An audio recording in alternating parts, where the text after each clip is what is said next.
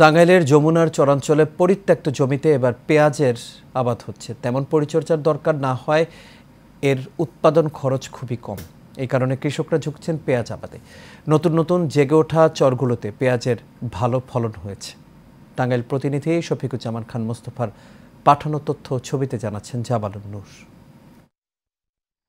চলতি মৌসুমে টাঙ্গাইলের ১২টি উপজেলায় ৮৭২ হেক্টর জমিতে পেঁয়াজের আবাদ হয়েছে।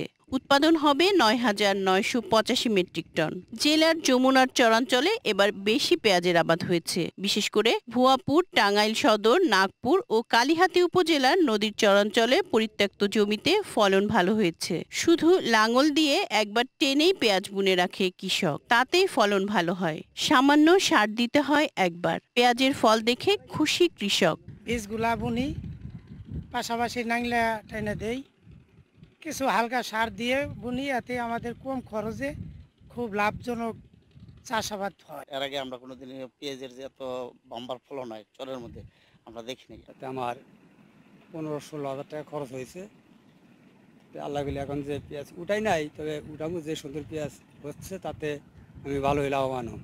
বাংলাদেশ কৃষি গবেষণা ইনস্টিটিউটের সরেজমিন গবেষণা বিভাগ নদীর চরাঞ্চলে পরিত্যক্ত জমিগুলোকে আবাদের আওতায় আনতে কৃষকদের পেঁয়াজ আবাদে তথ্য ও প্রযুক্তিগত সহায়তা দিচ্ছে। আমরা আশা করছি এই যে ফলন এবং আমাদের যে ভোজ্য যে চাহিদা, দৈনিক যে চাহিদা, সেটা পূরণে যদি আমরা চরাঞ্চলটাকে কাজে লাগাইতে পারি, তাহলে আমাদের যে প্লেনল্যান্ড যেখানে নর্মাল পেঁয়াজ হয়, ফরিদপুর, মানিকগঞ্জের পাশাপাশি আমাদের ভুয়াপুরের চরটাকে আমরা পেঁয়াজ চাষের উপযোগী করে তুলতে পারবো। প্রতি বছরই নদীতে জেগে ওঠে নতুন নতুন চর। এসব চরাঞ্চলের জমিগুলো পেঁয়াজ আবাদের আওতায় আনা গেলে আমদানি নির্ভরতা কমে আসবে বলে মনে করছেন সংশ্লিষ্টরা।